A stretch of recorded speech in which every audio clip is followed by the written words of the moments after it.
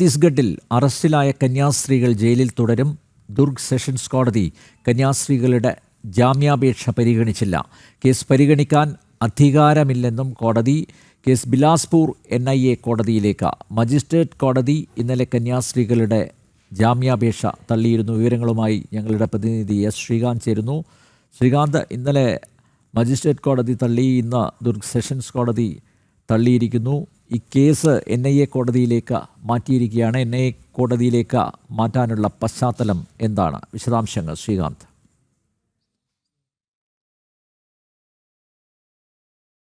ഈ ദുർഗ് സെഷൻസ് കോടതിയുടെ മുന്നിലാണ്. ഇന്ന് ഈ കോടതിയിലേക്കാണ് ഈ കേസ് പരിഗണനയ്ക്ക് വന്നത്. പക്ഷേ ഈ കേസ് കോടതിയിലേക്ക് വന്ന ഘട്ടത്തിൽ തങ്ങൾക്കിത് പരിഗണിക്കാനുള്ള തങ്ങളുടെ പരിഗണനയിൽ വരുന്നതല്ല ഇത് എന്ന് ചൂണ്ടിക്കാട്ടിയാണ് ദുർഗ് സെഷൻസ് കോടതി ഇത് തള്ളിയത്.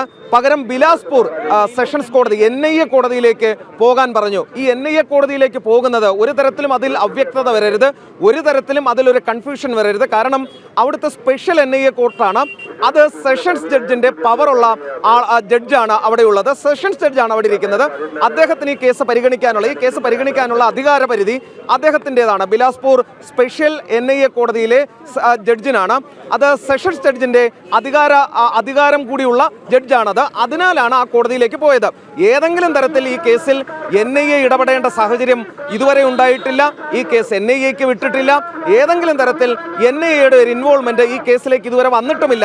അങ്ങനെ ഒരു കൺഫ്യൂഷൻ നമ്മുടെ പ്രേക്ഷകർക്ക് ഉണ്ടാകാതിരിക്കാൻ വേണ്ടി പറയുകയാണ്. ബിലാസ്പൂരിലെ സ്പെഷ്യൽ NIA കോടതിയിലേക്ക് വിട്ടു എന്ന് പറഞ്ഞാൽ അവിടുത്തെ സെഷൻസ് ജഡ്ജ് തന്നെയാണ് ഈ NIA സ്പെഷ്യൽ കോടതിയിലെ ജഡ്ജ് എന്ന് പറയുന്നതും അദ്ദേഹത്തിൻ്റെ അധികാര പരിധിയിലേക്ക് അദ്ദേഹത്തിന് പരിഗണിക്കാൻ കഴിയുന്ന കേസ് ആയതുകൊണ്ടാണ് അദ്ദേഹത്തിലേക്ക് ഇപ്പോൾ വിട്ടിരിക്കുന്നത്. അങ്ങനെയാണ് ഈ കേസ് ഇവിടെ നിന്നും തള്ളിയത്. സ്വാഭാവികമായും ഇവർക്ക് ആ സെഷൻസ് കോടതിയിലേക്ക് പോകാം. ഇനി അതല്ല എങ്കിൽ മജിസ്ട്രേറ്റ് കോടതി കേസ് തള്ളിയ പശ്ചാത്തലത്തിൽ അവർക്ക് നേരിട്ട് ഹൈക്കോടതിയെ സമീപിക്കുകയും ചെയ്യാം. സാധാരണഗതിയിൽ ഈ മനുഷ്യക്കടത്തടക്കമുള്ള കേസുകൾ ഈ സെഷൻസ് കോടതിയിൽ നിന്നും തള്ളി വാങ്ങി ഹൈക്കോടതിയിലേക്ക് കൊണ്ടുപോകാനായിരിക്കും ഉദ്ദേശിക്കുന്നത്. കാരണം സെഷൻസിൽ നിന്നും ജാമ്യം കിട്ടുമോ എന്നൊരു തവണ നോക്കും. കിട്ടിയില്ലെങ്കിൽ ഹൈക്കോടതിയിലേക്ക് പോയി അവിടെ നിന്നും ജാമ്യം എടുക്കുക എന്നുള്ളതായിരിക്കാം സാധാരണ ചെയ്യുന്നത്. പക്ഷേ ഇതൊരു പ്രത്യേക കേസായതിനാൽ ഇവർ കുറേ ദിവസങ്ങൾ കൂടി ജയിലിൽ തുടരേണ്ട ഒരു സാഹചര്യം കൂടി വന്ന പശ്ചാത്തലത്തിൽ നേരിട്ട് ഹൈക്കോടതിയെ സമീപിക്കുന്നതിനും ഇവർക്ക് അധികാരമുണ്ട്, ഇവർക്ക് ചുമതലയുണ്ട്. നേരത്തെ ഇതിൽ സംസാരിച്ച TG മോഹൻദാസ് ചൂണ്ടിക്കാണിച്ച ഒരു കാര്യം, ഇതിന്റെ FIR വിശദാംശങ്ങൾ അറിയാം, അത് പുറത്തു വന്നിട്ടുണ്ടോ എന്നുള്ളത് ചോദിച്ചു. അത് ഇപ്രകാരമാണ്: ഛത്തീസ്ഗഡ് ധർമ്മ സ്വാതന്ത്ര്യ നിയമം 1968 വകുപ്പ് 4 പ്രകാരം ഇവർക്കെതിരെ കേസെടുത്തിട്ടുണ്ട്. ഭാരതീയ ന്യായ സംഹിത BNS 2023 വകുപ്പ് 143 പ്രകാരവും കേസെടുത്തിട്ടുണ്ട്. ഒന്ന് മതപരിവർത്തനവുമാണ്, മറ്റൊന്ന് മനുഷ്യക്കടത്തുമാണ്. ഗുരുതരമായ വകുപ്പാണ്. 10 വർഷം വരെ തടവ് ശിക്ഷ കിട്ടാവുന്ന വകുപ്പുമാണ്. ഈ സംഭവത്തിൽ പങ്കെടുത്ത വ്യക്തി കൂടി, ബജറംഗ് ദളിന്റെ ഇവിടുത്തെ നേതാവ് കൂടി നമ്മളോടൊപ്പം ചേരുന്നുണ്ട്. आज सेशन में ये लोगों ने कल कोर्ट में पेश किया था, खारिज हो गया. आज सेशन पेश किए तो हम लोग सवेरे 10 बजे से यहाँ पे आपत्ति लगाने के लिए आए थे. हमने आपत्ति लगाया और कोर्ट ने ये कहा कि हम इसमें सुनवाई अभी नहीं कर सकते क्योंकि जांच पूरी नहीं हुई है. उन्होंने NIA बिलासपुर को ट्रांसफर कर दिया. अभी 15-20 दिन फुर्सत है. वो NIA Bilaspur court session court है ना, सेशन कोर्ट के ऊपर जाता है. वो NIA का मामला है, वो बिलासपुर चला गया मामला. जय जय श्री राम. ഇതിപ്പോൾ ഇവിടെ ബജറംഗ് ദളിന്റെ നേതൃത്വത്തിൽ ആഹ്ലാദ പ്രകടനം നടക്കുന്ന ദൃശ്യങ്ങളടക്കം നമ്മൾക്ക് കാണാൻ സാധിക്കും. ഇവരുടെ നേതൃത്വത്തിലാണ് ഈ പ്രദേശത്ത് ഈ കന്യാസ്ത്രീകളെ തടഞ്ഞു വെക്കുകയും അതോടൊപ്പം തന്നെ കന്യാസ്ത്രീകൾ പോലീസിനെ കൈമാറുകയും ഒക്കെ ചെയ്തത്. അവരിപ്പോൾ ഈ സംഭവത്തിൽ ആഹ്ലാദം പ്രകടിപ്പിച്ച് രംഗത്ത് വരികയും ചെയ്തിട്ടുണ്ട്. ഒരു കാര്യം ഈ കാര്യത്തിൽ ഉറപ്പിച്ച് പറയേണ്ടത്, ഇതിൽ കഴിഞ്ഞ ദിവസം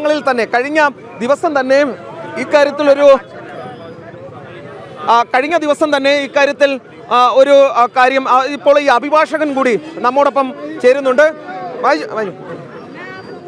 ആജ് ഭയ്യ, ഈ ബജറംഗ് ദളിന്റെ അഭിഭാഷകൻ കൂടിയാണ് അദ്ദേഹം. आपका नाम क्या है? आपका शुभ नाम क्या है? नीरज सिंह राठौर. आज वो कोर्ट में क्या मामला चलता है? कोर्ट में मामला सर ये चल रहा है कि ये अभी 25 जुलाई को 2 ननों द्वारा और एक व्यक्ति द्वारा कुछ 3 युवतियों को ले जाया जा रहा था, बहला फुसला कर ले जा रहे थे, ऐसा पुलिस जांच में आया है. क्यों ये कोर्ट ऐसा कह रहे? दुर्ग कोर्ट को वो बता, मैं बता. इसमें ऐसा था कि मामला बीएनएस का धारा 143 के तहत आता है। बीएनएस की धारा 143 ये कहती है कि ये मामला एनआई कोर्ट के ट्रायल है। इस कोर्ट को ट्रायल का अधिकार नहीं है। He has no jurisdiction power, that's why bail is rejected. वो बिलासपुर कोर्ट के बिलासपुर एनआई कोर्ट जाएंगे। देखा उधर right power, yes, Bilaspur Bilaspur court NI court, इसलिए उधर जाएगा। ഇപ്പോൾ ഈ കേസുമായി ബന്ധപ്പെട്ട് ജ്യോതിഷ് ശർമ്മ കൂടി ചേരുന്നുണ്ട്. ജ്യോതിഷ് ശർമ്മയുടെ അടക്കം നേതൃത്വത്തിലാണ് ഈ പ്രശ്നം ഇത്രയധികം മുൻപിലേക്ക് കൊണ്ടുവന്നത്. हिंदी हिंदी हाँ पूछिए क्वेश्चन। आज कोर्ट में क्या मामला चलता है? कोर्ट में उन लोग अपने जमानत के लिए लगाए हैं और जो 2 नन हैं जो तस्कर हमारी बच्चियों को लेके जा रही थी उनके लिए लगाए हुए थे। हमारे वकील भाई लोग उसको खारिज करवा दिए हैं। इधर छत्तीसगढ़ में ज्यादा धर्म परिवर्तन चलते हैं। बिल्कुल चल रहा है। क्रिश्चियन लोगों का पैनी नजर है छत्तीसगढ़ को, या दीमक लोगों का खाने का पैनी नजर है। यहाँ हम लोग दीमक बोलते हैं छत्तीसगढ़ के लोग क्रिश्चियन लोगों को। जो पूरा कहा जाता है वो दीमक है। इधर इन लोग पैसा दे के गरीब लोगों को अपने में मिला रहा है। अपने में समझ गया ना, ये क्रिश्चियन बना रहा है इन लोगों को। जो गरीब है जिसके पास खाने का दाना नहीं है उसको पैसा दे रहा है, बोले तुम्हारा इलाज कराएंगे, बच्चे को फ्री में पढ़ाएंगे। करना कुछ नहीं है, सिर्फ इन लोग अपने धर्म में मिला रहे हैं। मिलाने के बाद चर्च बुलाते हैं, उसके ऊपर कुछ काम नहीं है। തീർച്ചയായും അനിൽ നമ്പ്യാർ, ഇപ്പോൾ ബജറംഗ ദളിന്റെ ആളുകൾ ഇവിടേക്ക് എത്തിച്ചേർന്നിട്ടുണ്ട്. അവർ ചൂണ്ടിക്കാണിക്കുന്നത് മതപരിവർത്തനത്തിന് വേണ്ടി ഈ പെൺകുട്ടികളെ കൊണ്ടുപോയി എന്നുള്ളതാണ്. വ്യാപകമായ മതപരിവർത്തനം ഛത്തീസ്ഗഡിൽ നടക്കുന്നു എന്നവർ ചൂണ്ടിക്കാണിക്കുന്നു. ക്രിസ്ത്യൻ വിഭാഗത്തിൽ നിന്നുള്ള ആളുകൾ ഇവിടെ എത്തി മതപരിവർത്തനത്തിന് ചുക്കാൻ പിടിക്കുന്നു എന്ന് പറയുന്നു.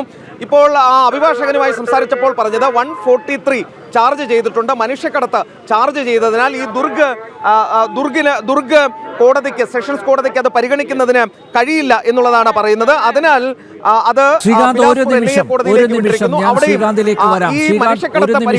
ഒരു നിമിഷം കാസയുടെ പ്രതിനിധി കെവിൻ പീറ്റർ ചേരുന്നു.